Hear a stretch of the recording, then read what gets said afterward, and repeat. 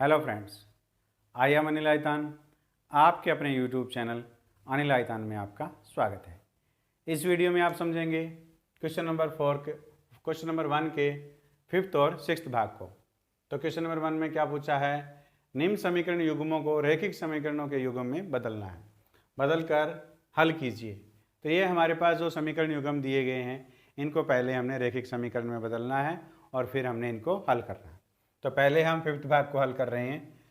तो हमारे पास 5th भाग में दिए गए समीकरण क्या है। पहला 7x - 2y = 5 डिवाइड में हमारे पास x - y है।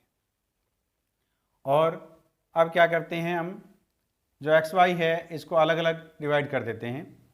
7x / x - y रखेंगे, x y minus 2y divide में भी एक्स वाई = 5।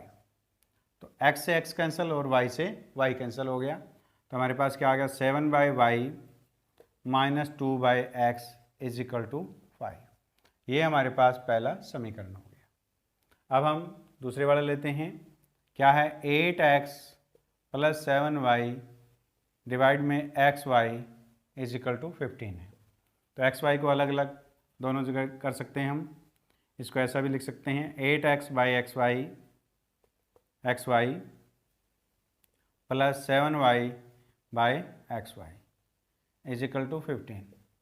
तो इसमें भी x से x कैंसिल हो गया और y से y कैंसिल हो गया।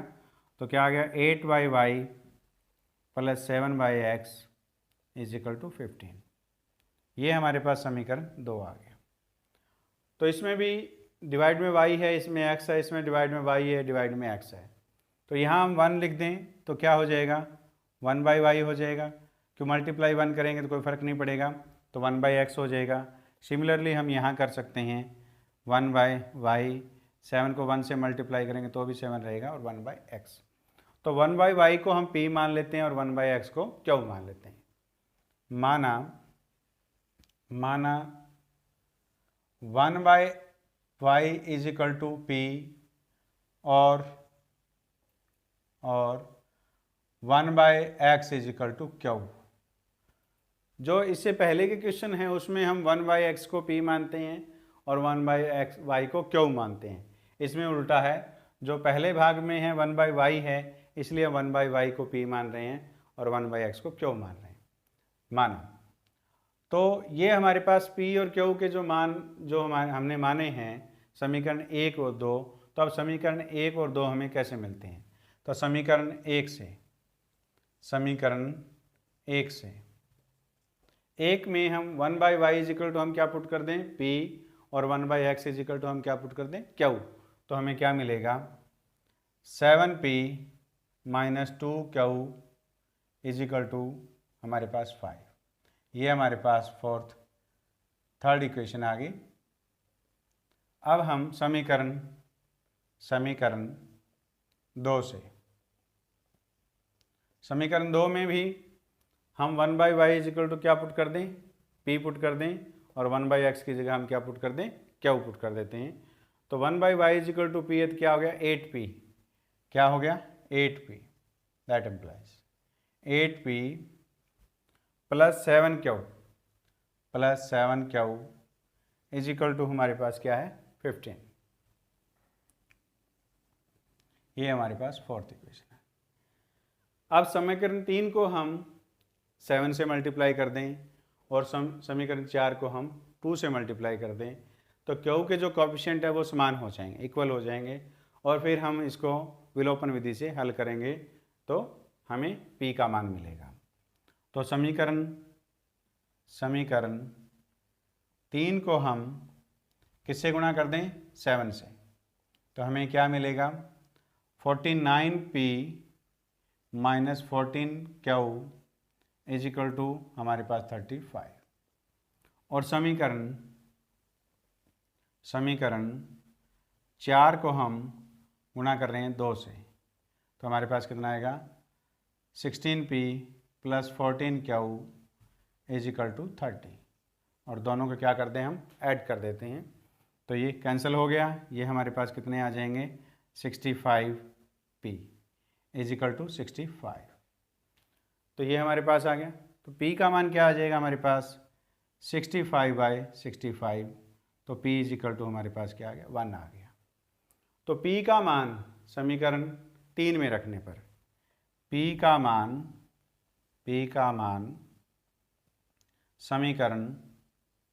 समीकरण 3 में रखने पर, जब हम समीकरण 3 में रखेंगे P का मान तो हम Q का मान निकाल सकते हैं। P बराबर हमने क्या रखा 1, तो 7 × 1 - 2Q इज इक्वल टू 5, तो 7 - 2Q इज इक्वल टू 5, तो -2Q इज इक्वल टू 5 - 7, 7 को हम राइट हैंड साइड लेके जाएंगे तो माइनस का, तो -2Q is equal to -2 and Q is equal to कितना आ गया -2/-2, माइनस से माइनस कैंसिल 1, तो Q की वैल्यू कितनी आ गई हमारे पास 1। P की वैल्यू भी 1 है, Q की वैल्यू भी 1 है। -2Q इज इक्वल टू -2 है, तो हमारे पास Q इज इक्वल टू कितना आएगा -2/-2 डिवाइड में जाएगा तो ये कितना आ गया 1, तो Q इज इक्वल टू हमारे पास कितना आ गया 1 आ गया। P का मान भी 1 है और Q का मान भी 1 है। तो आइए अब हम P किसका मान है, P को हमने माना 1/y, तो 1/y इज इक्वल टू हमारे पास क्या है, यहाँ से कर सकते हैं हम, 1/y is equal to P है और 1/y इज इक्वल टू हमारे पास क्या है P का मान क्या है 1 है, तो हमारे पास क्या आ जाएगा y इज इक्वल टू कितना आ गया 1, यानी पलटेंगे तो 1/1 है तो 1 ही रहेगा। अब हम दूसरा लेते हैं 1/x is equal to Q, और Q का मान भी क्या है हमारे पास 1 है, तो 1/x इज इक्वल टू 1 है, तो x इज इक्वल टू कितना आ गया 1। अतः x बराबर 1 और y बराबर 1 हल हैं। तो इस प्रकार हमने क्वेश्चन नंबर 1 के 5th भाग को हल किया। आइए अब हम 6th भाग को हल करते हैं।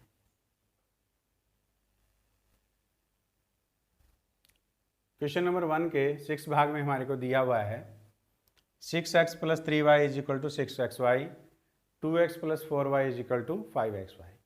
इसको पहले जो xy दिया गया है राइट हैंड साइड में उसको हम लेफ्ट हैंड साइड में ले आएंगे, तो ये फिर वही हमारे 5th क्वेश्चन जैसा ही बन जाएगा। तो हल करते हैं हम 6th भाग को।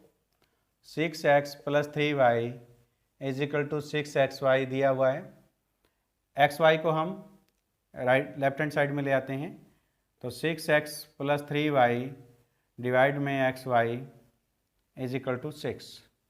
अब xy को अलग अलग कर देते हैं हम, यानी 6x के डिवाइड में भी हम xy रखते हैं, क्योंकि ऐसा हम रख सकते हैं 3y/xy। y से y कैंसिल हो गया और x से x कैंसिल हो गया, तो हमें क्या मिलेगा 6/y + 3/x is equal to 6, ये हमारे पास हो गया। अब हम सेकंड लेते हैं 2x, ये हमारे पास समीकरण 1 है। 2x + 4y is equal to 5xy। xy को हम लेफ्ट हैंड साइड लेके आएंगे तो क्या हो जाएगा 2x + 4y डिवाइड में xy आएगा 5, अलग अलग डिवाइड कर दीजिए। 2x/xy + 4y/xy is equal to 5, x से x कैंसिल और y से y कैंसिल हो गया, तो हमें क्या मिला 2/y + 4/x is equal to 5। ये हमारे पास समीकरण 2 है। तो समीकरण 2 और 1 में यहाँ भी 1/y है, यहाँ मतलब 6 है, 6/y है, तो इसको हम क्या लिख सकते हैं 1, मल्टीप्लाई कर दें कोई फ़र्क नहीं पड़ेगा, तो ये 1/y हो जाएगा और ये क्या हो जाएगा 1/x। यहाँ 2/y है तो इसको हम 1 लिख सकते हैं, तो क्या हो जाएगा 1/y, तो यहाँ भी हम 1 लिख सकते हैं, तो क्या हो जाएगा 1/x। तो 1/y को हम p मान लेते हैं और 1/x को q मान लेते हैं। माना 1/y is equal to p और 1/x is equal to q, ये हमने मान लिया। तो समीकरण 1 क्या आ जाएगा हमारे पास, समीकरण 1 से हमें क्या मिलेगा, हम 1/y को क्या रख रहे हैं, p रख रहे हैं, तो p रखेंगे तो क्या हो जाएगा 6p प्लस 1/x को हम q रख रहे हैं 3q इज इक्वल टू 6। फिर हम समीकरण 2 से 2 में क्या है 1/y को हम क्या मान लेते हैं p यानी माना हुआ है हमारे पास, और 1/x को q माना हुआ है तो ये मान रख देते हैं, तो क्या मिलेगा 2p plus 4q is equal to 5। ये हमारे पास थर्ड इक्वेशन आ गई है और ये हमारे पास फोर्थ आ गई। हम इसको विलोपन विधि से हल करेंगे, तो विलोपन विधि से हल करेंगे तो केवल फोर्थ इक्वेशन में ही अगर हम 3 से मल्टीप्लाई करते हैं तो यहाँ 6p हो जाएगा, 6p ये रहा, दोनों के कोएफिशिएंट सेम है तो हम इनको फिर दोनों घटा देंगे और फिर हमारे पास p एलिमिनेट हो जाएगा और q का मान आ जाएगा। तो समीकरण 4 को, समीकरण जो 4 है हमारे पास फोर्थ है, इसको हम किससे मल्टीप्लाई कर रहे हैं 3 से। मल्टीप्लाई किया हमने 3 से तो हमें क्या मिलेगा, तो क्या आ जाएगा हमारे पास 6p प्लस हमारे पास क्या आएगा 12q, 6p प्लस 12q, और राइट हैंड साइड में हमारे पास कितना है 5 है, 3 से मल्टीप्लाई कर रहे हैं तो कितना आएगा 15, ये आ जाएगा हमारे पास 15। तो अब हम ये दोनों समीकरण दोबारा से लिखते हैं, 6p plus 3q is equal to क्या है 6p plus 3q is equal to हमारे पास क्या है 6 है, और वो हमारे पास क्या है 6p plus 12q is equal to 15। दोनों क्या कर देते हैं हम माइनस कर देते हैं, घटा देते हैं, तो घटाने पर क्या हो गया ये कैंसिल हो जाएगा, 3q में से -12 गया तो क्या आएगा -9q इज इक्वल टू -9, तो q की वैल्यू क्या आ जाएगी -9/-9 कैंसिल, 9 से 9 तो 1, तो q इज इक्वल टू हमारे पास कितना मिला 1। q का मान समीकरण नंबर 4 में रखेंगे, q का मान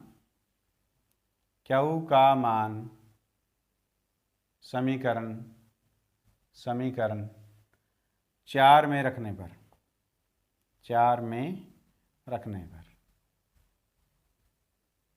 जब हम समीकरण 4 में रखेंगे तो हमें क्या p का मान मिल जाएगा, 2p plus 4q is equal to 5। ये हमारे पास समीकरण 4 है, इसमें हम q का मान 1 रख रहे हैं, 2p plus 4 into 1 is equal to 5, तो 2p plus 4 is equal to हमारे पास क्या आ गया 5 आ गया। तो अब हम इसको 4 को राइट हैंड साइड में ले जाते हैं, 2p is equal to 5 minus 4, तो ये कितना आ गया 1 आ गया, तो हमें p का क्या मान मिलेगा 1/2। तो q का मान तो हमारे पास 1 है और p का मान क्या है 1/2 है। तो अब हम p हमने किसको माना है 1/y को माना है, तो 1/y इज इक्वल टू हमारे पास क्या है p है, तो 1/y p का मान कितना है हमारे पास 1/2 है, 1/2, तो इनको पलट दीजिए तो y बराबर हमारे पास क्या आ गया 2 आ गया।